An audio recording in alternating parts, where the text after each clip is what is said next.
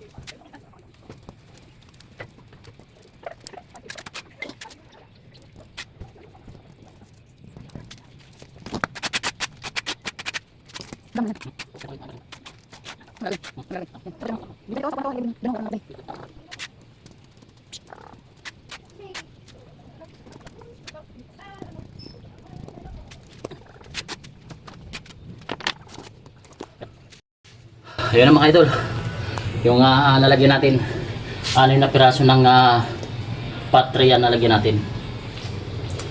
So 6 yan. So meron pa naman tayo lagayin din malaki. So yan, goods na yan. Okay, isa pahan.